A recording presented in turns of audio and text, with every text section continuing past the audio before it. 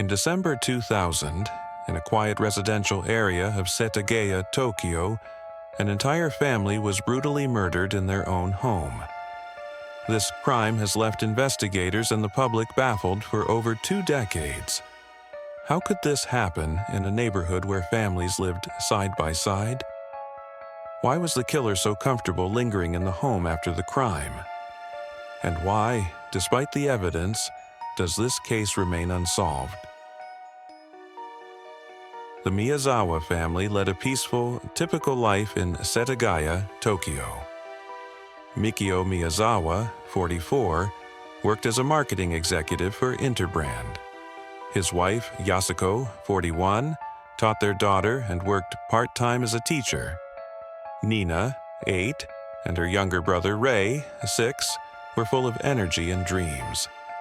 They lived in a 2-part home, a single property split between the Miyazawas and Yasuko's mother, a place meant to provide comfort and family closeness. December 30th, 2000 was a typical day for the Miyazawas. As they prepared to ring in the new year, the family enjoyed a quiet day together, carrying out errands and spending time at home. Mikio, the father, may have been finishing up work he brought home, as he often did, catching up on tasks from his marketing role at Interbrand. Yasuko, meanwhile, was preparing for a small New Year's celebration, making lists and cleaning, typical tasks as they approach the end of the year. The Miyazawa's youngest, Rei, spent some time at a nearby playground. According to neighbors, the young boy had been seen playing there earlier, enjoying his last days of winter break before school resumed.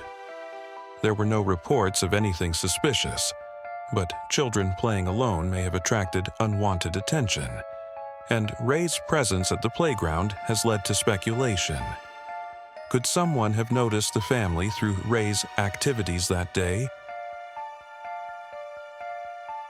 Yasuko also shared close connections with her mother, who lived in the adjoining section of their house. Family bonds were strong, and with the two homes linked, they often visited each other. That day, Yasuko and her mother may have exchanged holiday greetings or even shared a meal, discussing the upcoming New Year.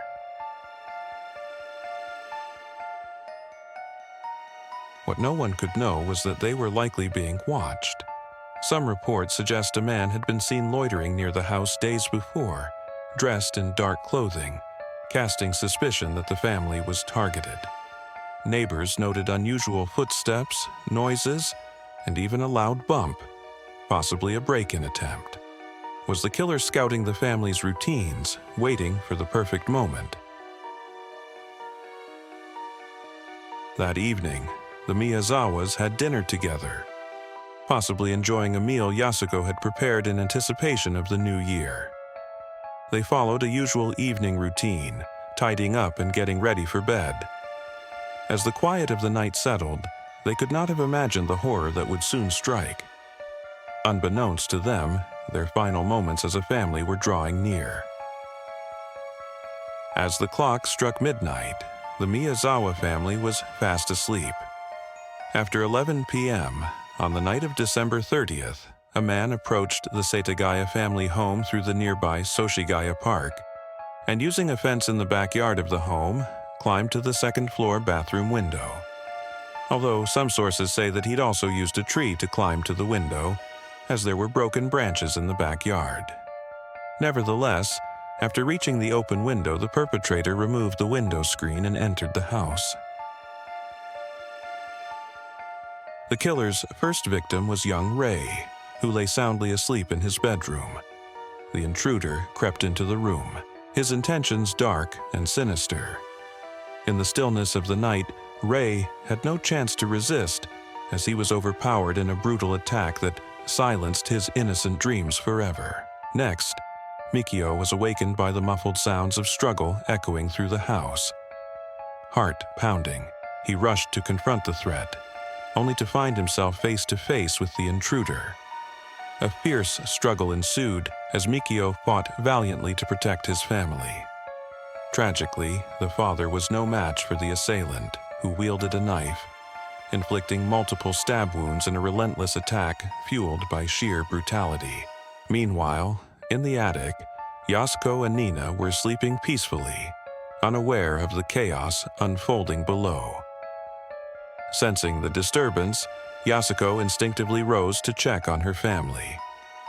When the intruder noticed her movement, he swiftly made his way to the attic.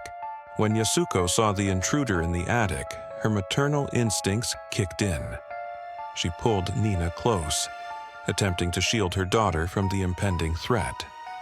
In a desperate bid for survival, they tried to hide in the corners of the attic, but the killer's brutality was merciless. The attacks were swift and brutal, claiming the lives of Yasuko and Nina in a horrific display of violence. The brutality of the assaults suggested a personal vendetta, a fury that transcended mere robbery or random violence. It was as if the killer sought to obliterate not just their lives, but the very essence of their family. This level of violence raises unsettling questions. Did the killer harbor a personal grudge against the family, or was this an act of senseless brutality? The sheer intensity of the attacks implies that only profound hatred could lead to such horror. After committing the murders, the killer didn't leave the scene right away. Instead, they displayed calmness, even a disturbing comfort, as they stayed in the Miyazawa home for several hours. The intruder headed to the kitchen and took out a few tubs of ice cream from the fridge, as well as barley tea, and some sources state even some melon, and began eating them only minutes after the crime. Oddly enough, the killer did not even use a spoon, but instead squeezed the tubs to push the ice cream to the top, then used his mouth to take bites out of it, leaving saliva and fingerprint evidence all over the kitchen. While eating in the kitchen, the killer found the family's first aid kit and used it to patch up a cut he had sustained on his hand during the attack. Once he had patched up the wound, he left the bloodied bandages there, conveniently leaving police a blood sample, which they would later find.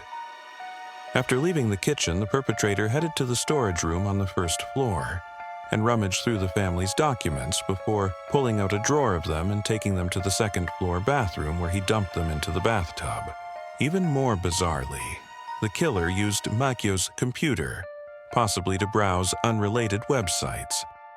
Forensic analysis revealed that the computer was accessed around 1:18 a.m., a curious choice of activity immediately after murdering an entire family.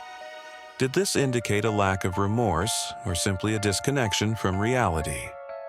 To ascertain how long the offender might have stayed in the premises, authorities used the computer logs. Police believed that the murderer must have stayed in the family's home for nearly 10 hours after the murder, navigating around the 4 bodies he left at the scene, because they knew for sure that the computer had been accessed once at 1:18 a.m. and again at around 10 a.m. However, a subsequent investigation revealed that the computer connection made at 10 a.m. was most likely an accident, caused by the woman who discovered the bodies entering the house and inadvertently pushing the mouse. Consequently, it's probable that the offender spent at least 2 hours inside the house. The killer even used the family bathroom and left the toilet unflushed, adding to the unsettlingly personal nature of the attack. It's almost as though the killer felt a twisted connection with the family, feeling comfortable enough to use their home as his own in the hours following the brutal assault. The killer's behavior points to psychological detachment. Was this someone with a severe mental disorder, or perhaps a sociopath with no capacity for empathy? The use of the bathroom, eating their food, and accessing the internet in their home suggests a person out of touch with the severity of their actions, or perhaps even desensitized to violence. The killer left behind a surprising amount of evidence: clothing, DNA samples, and even a bloody knife. Forensic tests revealed that the killer might have had mixed Asian and European ancestry, but attempts to track them through DNA databases came up empty. If the killer was indeed a foreigner, it opens up a range of possibilities. Were they a visitor with no intention of staying, knowing they would evade capture? This hypothesis complicates the case, as tracking down an international suspect adds layers of complexity. Today, the Miyazawa house stands empty, a silent witness to the unspeakable violence that unfolded within its walls. Despite a full-scale investigation, including more than 250,000 officers and countless interviews, the case remains unsolved, leaving the family's relatives and the community with a void that time cannot heal.